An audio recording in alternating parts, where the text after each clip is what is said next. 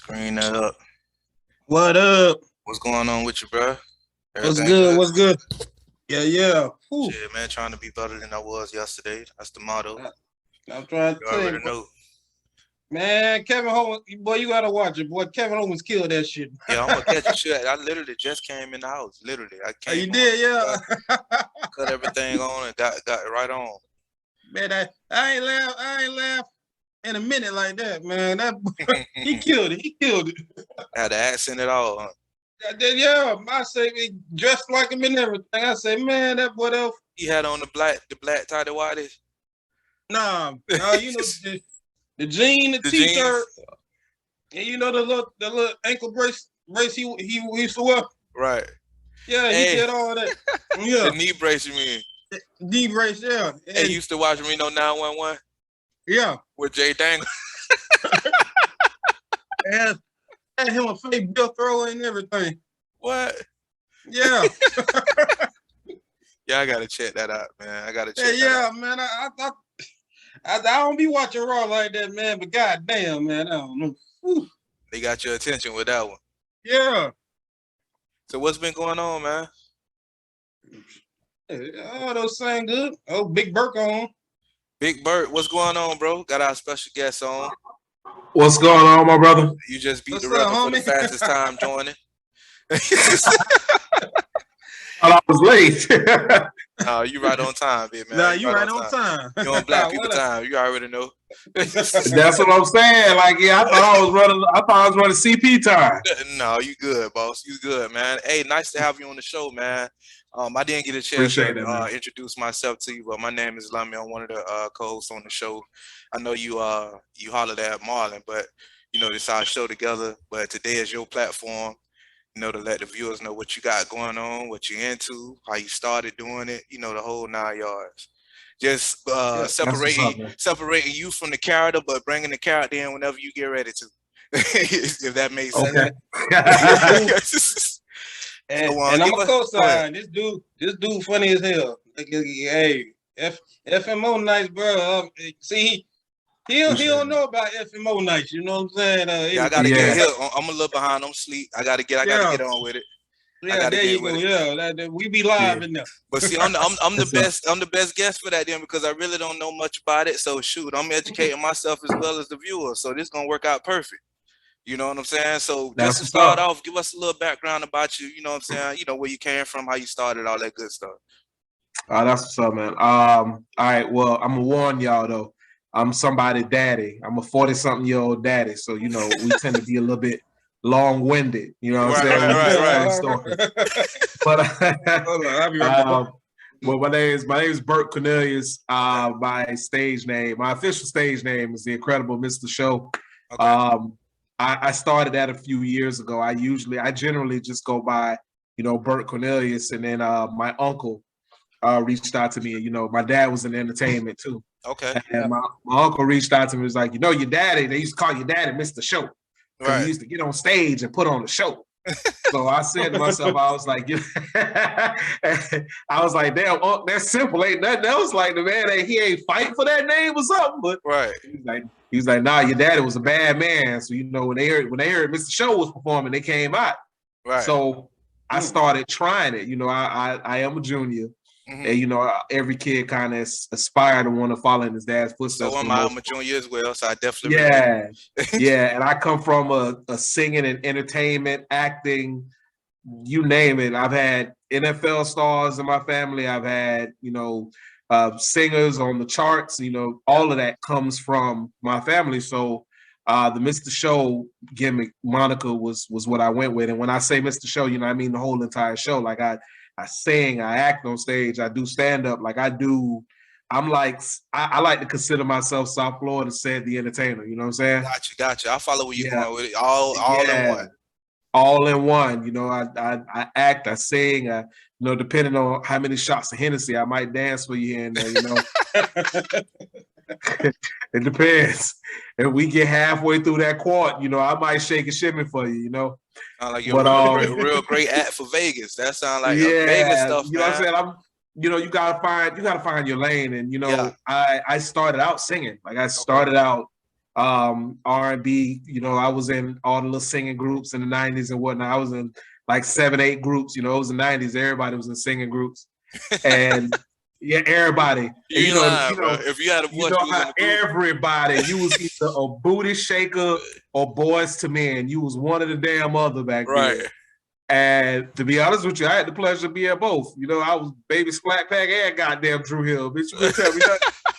No, they don't know about Splat Pack, man. Come on. They don't know about, like this. Yeah, this generation. They don't know about that shit, boy. We used to shake it, pop and shake it, working, bitch. Right. They gonna look it up. I used to do the little dance performances at Sis Truck, me and my cousins, bitch. Routines. Well, okay. Doing the routine dance. Yeah, back then, see some grown ass men on the damn stage popping and shit, working and shit. Like we was doing all that shit. But I'm gonna tell you though, y'all. Hey, listen though, I'm gonna tell you because I had a friend, I had a cousin that was in the dance group. A lot of niggas looked down on it, but boy, they had that rate was up there, boy. That girl rate was up there, y'all. I'm telling you, y'all sleeping on them, but they probably got your girlfriend. Yeah. Oh yeah. And, you know, I think it's funny now, everybody dancing. Like, you know, back then, you know, it wasn't really like that. Only a few select people was dancing. But goddamn it, I was one of them. I was singing and I was dancing. You know, I got a little older and life and gravity hit me. I was like, yo, look some fat to be out here. Your singing group, sir. I can't be Jazz from Drew Hill every goddamn show. Like, come on now, we got to figure this out. Right. So I took some time off and, you know, started a family and, you know, my kids growed. And I want to say maybe, like 8.5, almost 9 years ago, I got invited out to do the sketch comedy show. Mm-hmm.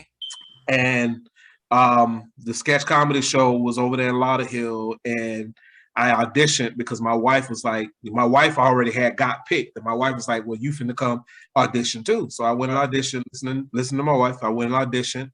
And they picked me, and I started out. They picked me because I could do a Barack Obama impersonation, and it's funny because you see me, you know, my big black ass, right? You see me, you look at right. But if you close your eyes for a second, you might be able to hear the president of the United States tell you that everything's going to be okay. Russia's going to war. We're going to do something about it. Maybe not. Who the hell cares?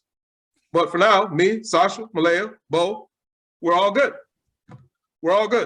And I started and I did that impersonation and they were like, yo, you got to come on. So I came on and I started doing, you know, more things and more skits with them and started getting better. I started out like a part-timer, like, you know what I mean? Because they wasn't really, you know, confident that I wasn't on stage for a while. So it was like, all right, well, you know, we'll try in a couple skits and the skits hit. So I became a regular. One day, it was a comedian running late, and it was a comedian that didn't show. So the comedian that ran late was Clyde Gordon, and Clyde Gordon hosts F&O. Okay. So I thank God that Clyde Gordon was running late because my wife came up with the bright idea of, hey, you're funny, get on stage and tell jokes, and I'm like, nah, I don't. You mean like Bernie Mac tell jokes? Like Steve Harvey tell jokes? She's like, yeah, because you always goddamn talking and you always making people laugh. You're a comedian. I was like, I never put 2 and 2 together because even when I was a kid, you know, me explaining shit was always different. Like my teachers used to hate calling on me because I make them break character.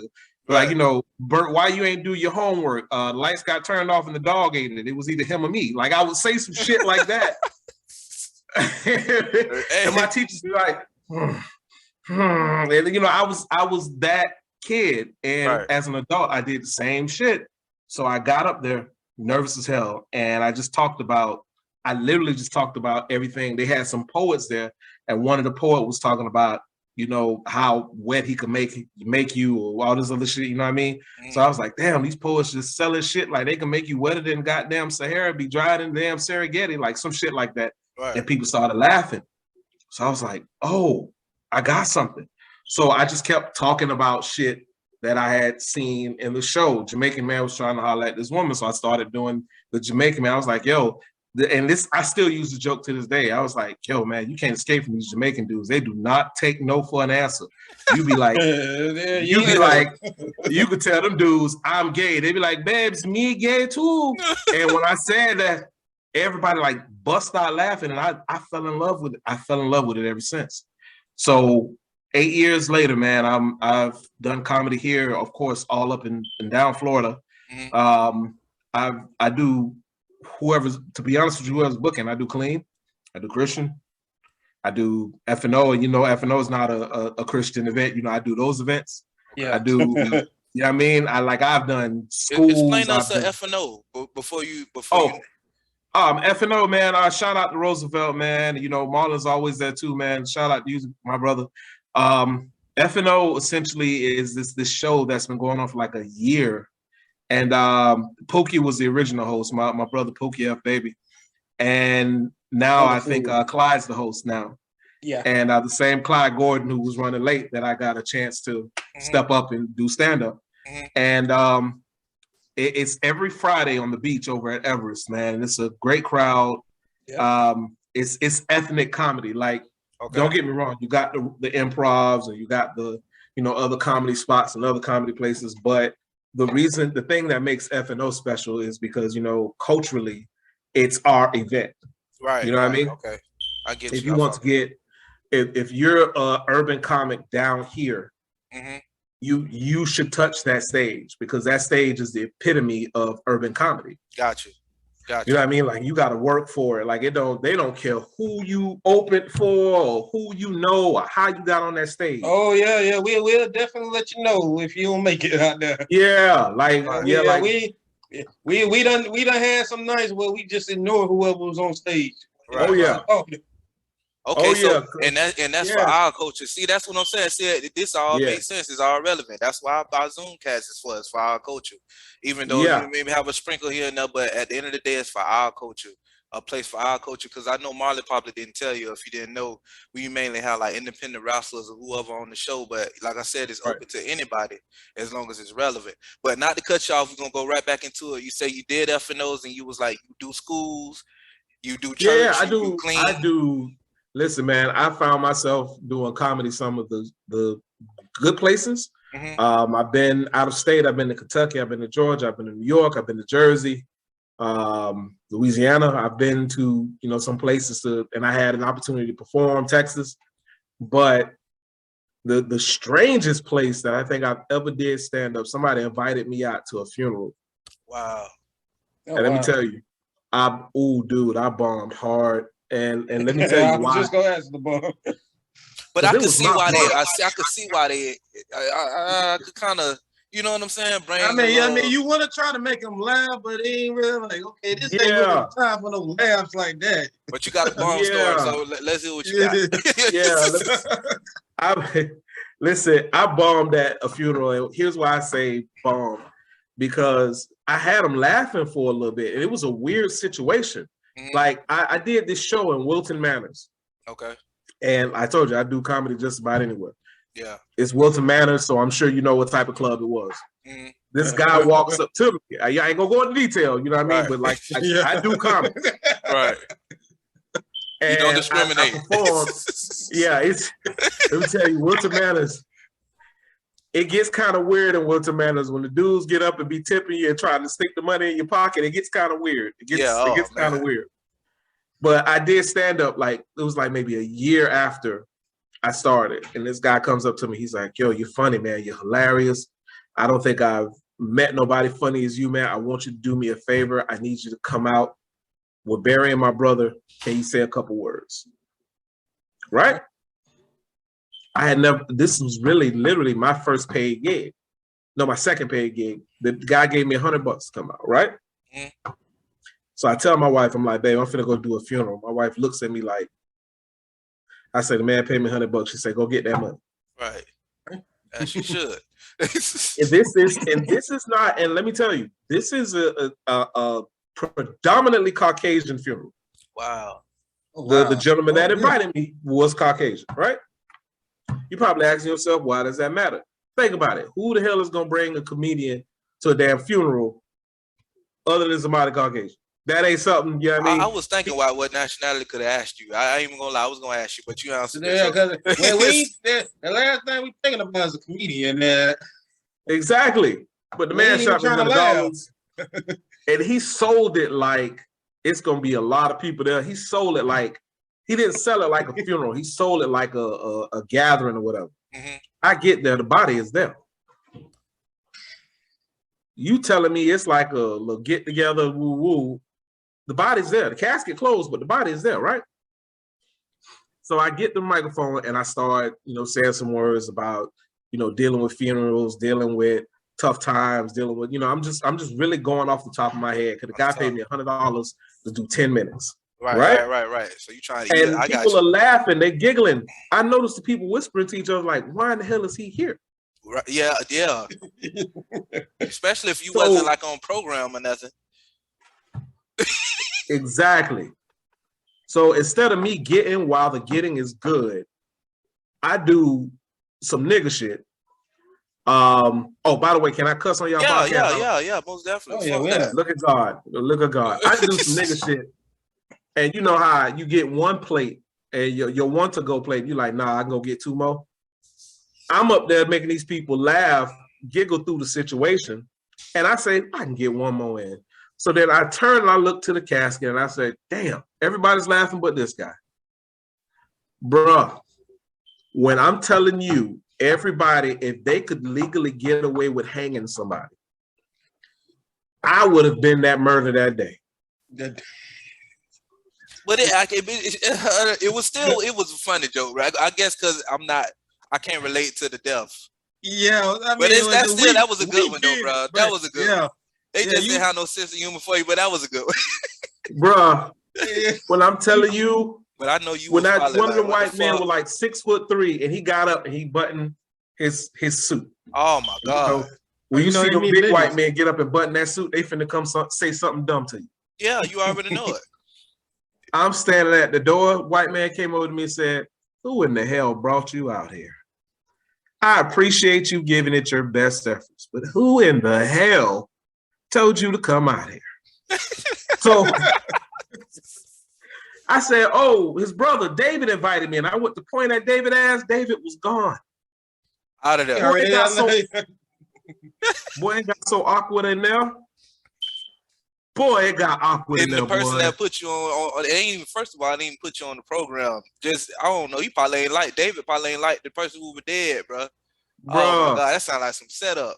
Bro, I don't know what it was, but to this day, I have not seen that man. And I'd have been back to Wilton. I go to Wilton Manor to perform at least once a year. Okay. I ain't seen this cat ever since. Yeah, that was some setup stuff there, man. Bro, I don't know. He must have been a demon that decided to play tricks on somebody that damn day, boy, because he got me. At least it went smoother than what it could have went, though. That's the thing, because the shoot, but they'll provoke. They'll risk their life to try to get you. Risk their life to get you in trouble, boy. Bro, it was looking really weird, man. So that comes into my next question. Go for it. As a comedian, when it's too far? Like, I mean, yeah, we know y'all like to talk to the crowd, but then how you can tell the crowd gonna be like, oh, well, hold on, bro. You went too far with that. Like, I mean, even somebody not even try to step to you about a joke they couldn't take. I'll give you an example. Right now. You got to know your area. Know where you at. I'll give you an example. I was doing a show with Larry Dog like years ago. And when I came in the game early, Larry Dog used to take me under his wing, show me the ropes here and there. And he called me like every once in a while and, call me out the blue, just out the blue. And if you ever work with Larry Dog, like Larry Dog don't give you no pre-warning. Like you be sitting home half-ass naked trying to get with your wife, phone rang, it's Larry Dog. Like, bitch, like I'm not answering you at this time. Like that's Larry Dog. So one night I answered. He called me, I answered. He said, "Hey man, I need you to come down to Cigar Bar Lounge in North Miami." I get there. There's like 7, 8 comics waiting to go on, right? the crowd, it's like 7, 8 TVs. The crowd is just not paying nobody attention. We're all like, everybody's just like eating it, right? Mm. So it's my turn to go up. I get up, start off my set, doing good. I start noticing they're not paying attention. As a comic, you got to be able to notice when your material ain't grabbing your crowd. Right. A lot of comics make that mistake and get up there and it's like, keep going. Okay, I'm gonna do my jokes, whether you like my shit or not. No, you gotta adjust to your audience. Right. You got to. That's how you keep repeat business going. And to be honest with you, I pride myself on that, because in times where I don't have any gigs, it's always somebody that seen me at an event and was like, hey, I want to bring you out. That's how you keep yourself going. Right. You learn to adjust to your crowds. So I'm trying to adjust my crowd. I know I'm in a hood crowd, so I know I gotta roast somebody. I gotta pick somebody. So there's this lady, and she's wearing like this suit, but like bless her heart, like the suit, like the middle section of it is coming out, and like the suit, the suit look like it's got Lamborghini doors. So I just happened to point out that it looked like she dropped the top and rocking Lamborghini doors. Mm-hmm. And then people started laughing. So I keep going at the lady. Right? I don't know she's there with this nigga that looked like Omos from WWE. Oh, wow. This is why it went too far. Right. As soon as I got done with my set, I'm outside. He walks up on me. It's dark. The little bit of light in the parking lot, this nigga done took walking up on me. Right? Right. I can picture that. Gets up in my face and go, hey man, you lucky I just got out, bro. You lucky them crackers on me, watching everything I do. I'll beat your motherfucking ass. You talk about my old lady again. She over there in the corner with them same goddamn wings, looking at my ass, dying laughing. She ain't even trying to get this big moose. She's just sitting there talking about, babe, stop. It's okay. I told you it's okay. With a chicken wing in her hand. It's okay. I'm sitting there and the other comedians looking at me and shit, and I'm like, damn, you niggas ain't gonna help me, nigga. Like, it's gonna take at least 8 of us. I don't think certain comedians know how to fight. Nah. See, some of them don't know how to scrap. So they sat there and watched me take my L. But that's how you can go too far, and you can't really like you can go far in material and say something that is damn stupid, but you can always take that back. It's material. Right. Crowd work. You can end your damn career on crowd work. Right. Crowd work is hit or fucking miss. Right. You know what I mean? If you wasn't no good roaster in school, if you ain't sit at that wood table and joke it out with somebody for lunch, at least 2 hours, you ain't got the business doing crowd work. Don't do no crowd work. Don't even mess with it. I get what you're saying. You mess around and try to do crowd work and then you get crickets. Exactly. Messed up your whole set. So you already went into a question I heard somebody say. Usually all the comedians is either that you got either picked on or you knew how to get cracked on when you was younger. Oh, both. And you know what? I got a set of brothers, man, and then they're gonna kill me for this shit. But we since little kids, we call ourselves the collard green gangsters. And we've been cool since like goddamn 6th, 7th, 8th grade, man. Let me tell you something. It don't matter who I open for. It don't matter where I perform. I see them niggas, I'm getting roasted. Like, them niggas keep me well goddamn adjusted. Like, we've been like that since kids. Like, the nigga just text me today. I did a video. I put the shit on Instagram. The nigga say, my dog Kendrick say, how the fuck you edit a video and not include your neck? Like, damn, even in the video, you ain't got a neck. Damn. That little motherfucker, I had to put the phone down from that shit. Like, damn, this nigga shooting strays early. But that's what, what I mean? Like, I've always been a smart ass. Like, I've always been a smart ass. I always been able to hold my own. Even if I couldn't whoop your ass, I'm damn sure gonna say something stupid about you, You're gonna talk some shit, at least. And I'm from Dania Beach. Like, I don't know if you know much about Dania Beach, but in Dania Beach, like, you can literally start a fight, lose a fight, start a football game, start a basketball game, all in the same goddamn day. Like, we were some hyperactive kids. Right. So you had to always stay on your game. And then, going to middle school and going to high school and sitting at that damn table, that cafeteria table is where I got the majority of my snaps from, man, because you had to float. Yeah. Right. You know what I mean? It was nonstop. Definitely. It was no days off in that cafeteria. Even if you ain't cracking on your homeboys, here come a random motherfucker you ain't even got no beef with. This nigga's cracking on you 6 tables away. You got to go over there and handle that shit or use a bitch. Like, this is what we had to deal with. These kids don't have that these days, man. We were brought up in the fire. Yeah, man, they too sensitive. They too sensitive. You know what I mean? All they try to do is pick up a damn pistol. Nigga, your shirt black. What, nigga? That's old. Don't even want to exchange words. That's because they don't got wordplay in the vocabulary, man. Well, shoot, and when you bringing up, Sheila, you brought up a lot of questions that I already have from you just out of the conversation, which is okay. That's fine. That's why it's your platform. But just coming up in Daniel, like, how was that like growing up? Like, were you into like anything else, like performing arts? Yeah, did you do like church plays and stuff like that? I was a singer. I started because my dad, I don't know if you're familiar with the Cornelius brothers and Sister Rose. If you watch Black Klansman, the lead song in Black Klansman, Treat Her Like a Lady, where they go and they tear up the bar and they do all that shit to go ride on the hunkies. Mm-hmm. That's my family. It's an Oscar nominated song. They won Grammys. They did all kind of shit. So I literally, at the age of, I want to say maybe 3 or 4, my grandmother heard me singing in the living room, and boom, I was gone from there. Both of my grandmothers, like, they would take me around to churches and let me sing. I used to be one of them praying babies. Boy, I know God is mad at how I turned out, because I used to be one of them praying, singing. Everybody want to come see. Babies. All right, exactly. Yeah, they used to take me around to church and church. The only time my grandmothers really got along, taking me around church to church to church, sang for these churches. I did my kindergarten. In kindergarten, we did a talent show. I won the talent show. Mm-hmm.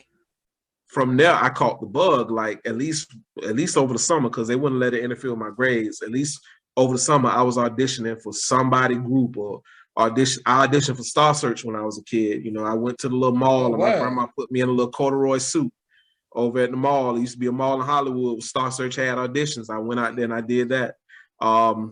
You name it. I was trying to do it. I was trying to make it. My dad was already an accomplished singer. He had albums out. I was trying to follow in those footsteps. 6th grade, same thing. I stuck into that. Then I got into acting in high school. This little old white lady seen me in the hallway and was like, "You come to my class." And I came to her class. She was like, "All right, you're going to be a character in this movie, this play." I was like, "I don't know how to act." She said, "Of course you don't know how to act. I'm going to show you." And she kidnapped me for like 4 hours, but she was showing me acting. Miss O'Malley, real old lady. I think she probably passed away by now. If she hasn't, bless you, Miss O'Malley. Thank you. From there, I just kept going. I just kept going into acting, and I just kept trying to. I want to say the majority of the plays that I did were more Christian and faith-based for small churches. Mm-hmm. I did that, during the summer months, because during school, like, my grandmother didn't play. She didn't want me to, not get my diploma at the very least before I chased those dreams. Right. And I, after I graduated high school, I went full force. I went on a couple tours with my cousin. We did some performances here and there, open for some people. And what high school you went to? High school, I went to South Broad High School in Hollywood. Okay. South Broad Bulldogs. Yeah, Bulldogs. What school you went to? I went to Deerfield Beach High. Me and Marlon both. Oh, that's what's up. I'm from Mordecai City though, but I went to Deerfield to play football. 2002, we graduated. 2002. Yeah. Just coincidence. 98. I'm old as fuck. Just got wisdom. You all right? But my daughter, at the time, my daughter was born, and I was with my wife. And then, my wife became pregnant with my son. And, being that, my dad was a performer and chasing the dream, he wasn't in my life as much as I would have liked, we got a great relationship, but at the end of the day, it was something that bothered me. So when she got pregnant with my son, I said, man, this little Negro ain't finna grow up hating me because I'm not there. He finna hate me because I'm in the house. God damn it. Because you're going to have a reason to hate me. Tired of me. yeah, you're gonna get tired of me. And that's exactly how it is. Like my kids be tired of my shit. They be like, oh God, he wants to spend time with us again. Right. So then when they get older, they'll respect that though. Exactly. So you basically know about everybody always like, okay, your dad's a star, you should be living the good life, but nah. Oh yeah, it don't work like that. It don't work like that, yeah. Bro, let me tell you, when I had to explain to people, even people from our hometown that knew who my family was, when I would go into other areas, people find out, they look at my ID or look at my last name and go, oh, Cornelius, you're kin to the Cornelius brothers, Sister Rose. I'd be like, yeah. It's like, oh, well, you should be rich. Like, all right, well, nah, yeah. Well, wait a minute. Like, wait. Because then I got to break down the math of, I got to tell people, like, it's a lot of us. Like, it's, like, I know you've seen those four. Yeah. I know you've seen those four singing. There's a lot of Canadians. There's a lot of us. So yeah, from them four. They're definitely from them four. Yeah. Exactly. So you know what I mean? Actually no, those four, they're the eldest four. My dad was a knee baby. Okay. In total, my dad is like one of 20-something siblings. Like, and we ain't gonna get into details of how it's 20-something, but it's 20-something. Just take my word. I got your word. Yeah, my dad. Yeah, I feel you. Yeah, I don't need none of my aunties calling me. Why you got to talk about that? Everything for you to talk about. Even that you ain't talk about me. You ain't mention me. We just gonna leave it. Why you talk about that? we know your granddaddy was a hoe. Why you talk about that? Granddaddy was old, but yeah. So that's a lot of money to split amongst. You know what I mean? So. Even if you know what I mean, even when Kanye sampled the song, I was like, yeah, that money ain't trickling down this way. I mean, shit. I'm telling you. And it just I had that bug, and I went as far as I got a chance to audition for Timbaland when I was a kid, when I was like right before I made the decision to leave. Timbaland, it wasn't really an audition, but it was I gave him my mixtape, and chopped some words up with him. And, you networked. Yeah, I networked, man. And then I was ironically the same year, the year I met Timbaland, my producing partner, Tibby, she ran into Missy, like all the dominoes was there. Like I chopped it up with old boy from No Limit, not Master P, but the cousin that's on How to Get I can't remember his name, but he's like the president of No Limit. No, not Silk. Silk is his brother. He got a cousin that like everywhere you see behind the scenes. I can't think his name. Yeah, I think I know you're talking about. I just can't. Yeah, like, and I don't really talk about it much, but I had that meeting with him, and he liked what we was doing. He liked my voice and whatnot, but he straight up with me and was like, "Yo, No Limit ain't got no room for what you trying to do. Is you a thug? Can you shoot somebody? Can you? Cause that's what we got." You know what I mean? But the fact that I made it that far, man, it gave me some connects, man. Yeah, I was really trying to move in the music business, but when my wife got pregnant with my son, it put things in perspective for me to say, you know what, I can keep chasing this dream, but I can't sacrifice these kids' ability to grow, and I can't let the world make decisions for them and push them into things that may not be a good fit, because I lived, and I love Dania to death, and I love Liberia, but Liberia and Dania is places where you don't get to make your own decision. You're going to do one or the other. You're either going to leave or stay and be involved in something that you just generally ain't got no business. Right. If you don't know who you are as a person, I knew who I was early. I tell a joke when I say, I knew early I didn't want to go to jail, because Black people tell you, hey, you go to jail, they're going to fuck you. Like, that's literally what I was told. And I said to myself at an early age, like, yo, I don't want to be fucked. Like, I want to, like, right. I want to do the fucking. I want to be the fucker, not the fuckee. Like, what I mean? Like, I'm the quarterback. I am not the receiver. You know what I mean? That does not go up my lifeline, not at all. Yeah, that does not go up my lifeline. I am John Elway. God damn it, I am not Terry Rice. Like, I'm just telling you. So, but I tell her, I don't know what's wrong with you niggas, dog. Like, nigga, I'm going to jail for Cheetos and butt play. Like, what the fuck is wrong with you niggas?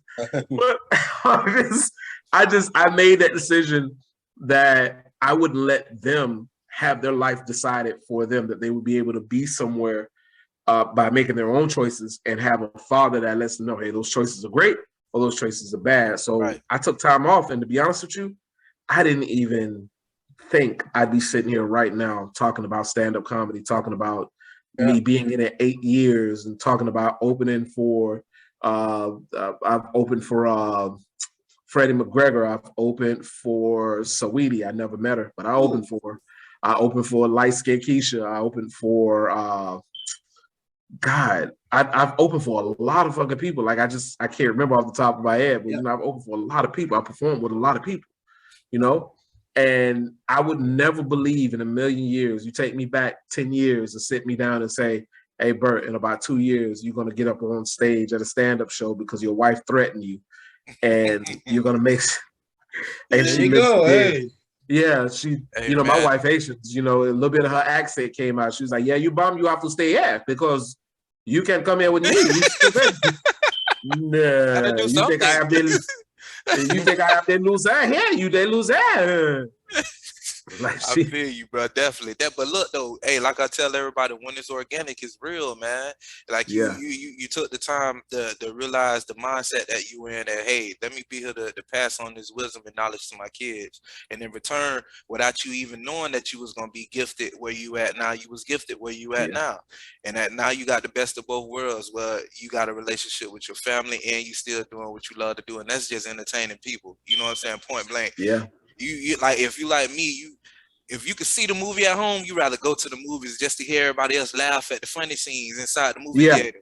You know what I'm saying? That you're an entertainer. That's when you know you're a real entertainer, because it has nothing to do with nothing but just somebody don't even know you feel that way. That's how you feel. So I definitely can relate to that, bro, man. Right. With us, when we have guests on here, because we still got 4 minutes and 50 seconds, they only give us 45 minutes. So I wanted to make sure that we be able to get everything possible it is about you and what you got going on, and what you do. A lot of the shit you already answered just through conversation based off the questions that we ask, the normal questions we have. If I can, quick, go ahead, Lomar. Let us know in the 4-minute time period all your projects, and then give my partner some up and coming comedians out there. You check out. Okay. I already know a couple that you about to say. So yeah. Well, I got some events coming up, man. This Saturday, I'm at Bottles and Brunch. Hustle Man putting that on. Hustle Man, I think he's from North Miami. He's putting that on. It's at Tortuga in Fort Lauderdale. $30, all you can eat, all you can laugh, that type of vibe. You bring your old lady, she could take a picture in front of that little green grass that they like doing at little brunches. It must be a little feather. Yeah, that little grass on the wall. Why in the fuck is the grass on the wall? Like it had to be a nigga one day that just was like, you know what? Grass don't grow on the ground. Put that bitch on the wall. These hoes gonna love it. Gonna take a turbo picture for breaking. Exactly, bro. But yeah, we performing there, and then I got a virtual show on the 27th. That's a clean show for SIDS awareness, sudden infant death awareness. That's on my page as well. I'll be doing that. I'm headlining that on the 27th. Real Husbands of Comedy. We have a podcast as well that we host weekly. We'll be back on. You catch it on YouTube on FUBU Films. That's of course the two of the best friends and comedians that you can have in this business, Pookie F. Baby and Chris Priester. Great comedians, solid comedians. We're all at this level where we just need somebody to put us on TV. I done shot a whole special with Chris, and I'm waiting for it to get on TV. Like we we're gonna do what we do to put it out there. Definitely. Yes, sir. Yes, sir. Yes, sir. And also See No Evil, funny comedian. A lot of funny comedians. I know I'm forgetting somebody. Mitch Isley. A lot of funny comedians out there. That I've had the pleasure of work for, huh? Kiva. Oh yeah, Kiva. Yeah. See, I know you got to remind me of Kiva, Untouchable. Funny comedians, man. Kiva for a different reason, though. When she get on stage. I mean, he don't know. Yeah, I'm gonna have to go. Yeah, I feel left out, but I'm gonna have to go check y'all out. Hey, but that's what you want, though. That's the kind of effect you want on the person that they never experienced. He don't know what it is about it's an experience. Sound like to me. So definitely, me and my old lady, we gotta go check y'all out. I have a feeling what you're speaking on, but I told you my old lady Haitian. I'm just trying to survive. Yeah, man. Yeah, like I got my reason. Yeah, I don't need the round table or the Haitians sitting around the round table. But yeah, you hear what this guy said? Hey, what Savage was talking about? What this guy said? This guy. But bro, well, like I said, the questions that we have side up, even though you answered them all anyway, it's for people that watch our show that may be interested in being what you are, or want to be in that lane, or know somebody. They see the ups and downs, and they can actually see the person away from the character, which is real important. You know what I'm saying? So for one, we like to thank you for being on the show. Anytime you want to come on here, please, you know what I'm saying, this your platform, you can. The stuff that you would like to be in the description on this video, I know you got Marlon contact. If you could text him everything, like if you got a website with merch on it, stuff like that, you could text him on, and I'll put it in the description. Or if you come up with something as we go, you just let them know, or me know, and I'll add it on to the description. Man, I really like to thank you for your time. We got less than a minute, so I don't want to cut off like that. Well, y'all make sure y'all go check him out, man. We're gonna put all the stuff in the description. He one of the best comedians. Yeah, y'all gotta bring me back, man. I'm a wrestling fan, man. Y'all gotta bring me back, man. We ain't even get on the wrestling part. That's what I'm saying. We got to do a part 2. We got to, man. Hey, we tell everybody that, but nobody never. We here. Nobody never holler at us. Whenever you ready, we ready. Just let us know, my brother. And you get on, man. We really appreciate you and giving us your time, dog, because you didn't have to do that. And you enjoy the rest of your week, bro. We'll be waiting on you, man. All right, for sure, man. Appreciate y'all. All right, bro. All right, Marlon. Y'all be easy, huh? For sure. Thanks, Marlon. Appreciate y'all. For sure, bro.